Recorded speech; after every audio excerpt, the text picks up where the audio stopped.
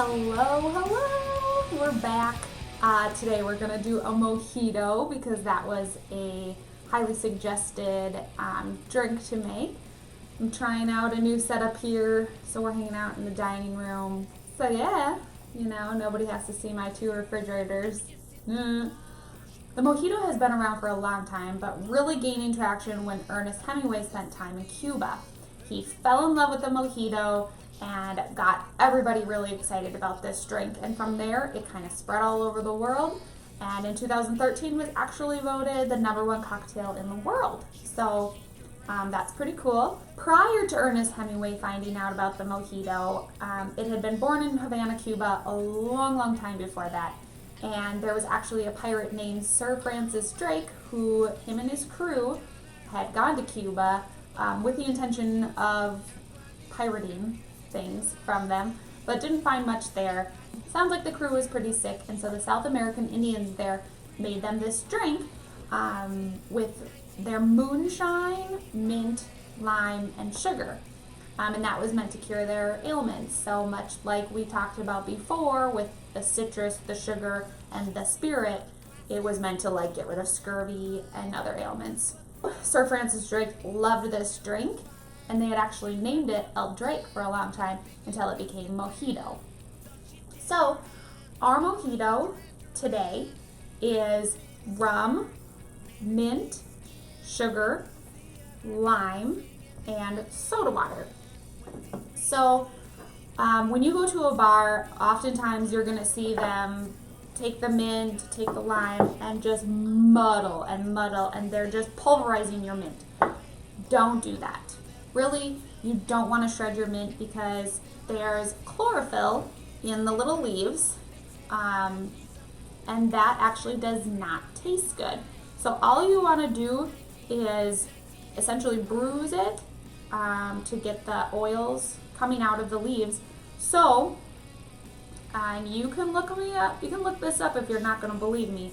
But really, what I do is I tear those leaves. I always do somewhere between 8 and 12 leaves, depending on the size of them. I like lots of mint in my mojito. You're going to spread them out on your hand like this, and you are going to slap them. Real good.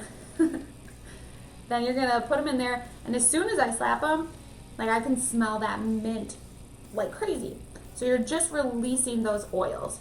From there, we don't want to muddle or bruise them anymore because as soon as that chlorophyll comes out, it's not going to taste good. So now that I get my mint in there, you could do simple syrup because it is easier, but I like the sugar. And because I've learned that the oils in your leaves start to come out once you've slapped it or torn those leaves. So I do about 2 teaspoons of sugar. And then I'm going to take a spoon and I'm going to mix these.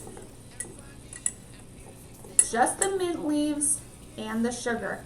Because as you mix it, there's a lot of sugar that's not going to dissolve, but you can start seeing the sugar dissolve because of those oils coming out of the leaves. It's really awesome. And in a lot of places, they'll sit and stir the sugar and mint leaf for 2 minutes for you. But that's absurd. So we're not doing that. I have mixed those up. Now I'm going to add some lime. So I'm going to go ahead and squish half a lime in there. Ooh, and make a mess at the same time. Alright. Now this is where your sugar is going to dissolve. So give that a good mix. Again, trying not to pulverize your mint. If you've ever gone to a bar and you've had a mojito and it's really bitter, that's probably why. Now we're going to take our rum. Do about 1.5 ounces of rum in there. A little stir.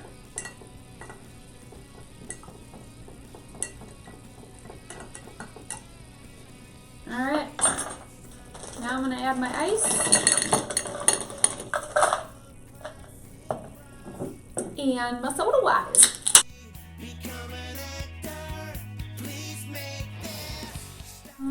smells delicious. And then we're just gonna kind of mix it up a little bit. Now I'm going to garnish with a lime and a sprig of mint. And look how pretty that looks. Oh yeah. All right. And it smells super minty. So I hope you can spend all summer drinking your own homemade mojitos. Cheers. Enjoy your mojito.